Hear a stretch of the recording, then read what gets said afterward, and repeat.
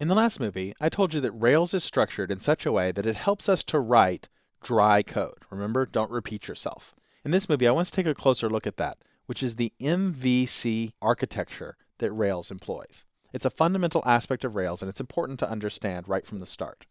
The M stands for model, the V stands for view, and the C stands for controller. Now, the model is our objects. It's the object-oriented approach to design, and it actually encapsulates the data in our database as well. We can treat those as objects. The view is the presentation layer. It's what the user sees and interacts with, the web pages, the HTML, the CSS, the JavaScript. The controller is going to process and respond to events, such as user actions, and it's going to invoke changes to the model and the view based on that. It's going to make decisions for us and control what happens. Let's take a look at a couple of diagrams that I think will make it clearer. In the basic web architecture, we have a browser that interacts with a web page. Now, of course, there's a web server sitting in between, but this is a simplified view. And this web page might have lots of code that would make decisions for us and finally output something back to the browser. And it even might interact with the database, right? If it's database enabled, it can pull things out of the database and then return that to the browser. Well, an MVC architecture says, well, instead of having this one page that's all muddied up with all of this different stuff going on it, what if we broke it up and we have the browser that communicates to the controller and just the code involved in making those decisions about what should happen based on those actions? That's what's going to be in the controller.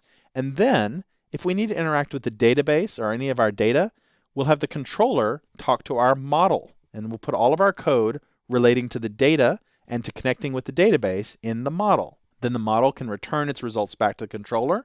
The controller can go back to the model if it needs. The model can go back to the database, and so on. But finally, when the controller is satisfied that it's ready to return a result to the browser, it's going to then send its results to the view, the presentation layer, which will decide what HTML, JavaScript, CSS, all of that will get returned back to the browser. So essentially, we've just taken that one page, that web page, and broken it up based on its function to controller, model, and view. And Rails is built on this fundamental principle. The controller handles the decisions, the model handles the data, and the view handles the presentation.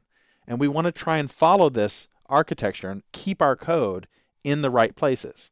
Decision code should go in the controller, data code goes in the model, presentation code goes in the view. Rails actually has names for these. It calls the controller action controller and the view action view. The model is active record, not action record, active record. So those are names we're going to become more familiar with as we work with Rails, but that's what Rails calls its pre-built code to deal with these things. So we're going to be accessing parts of active record when we want to write things that deal with the model.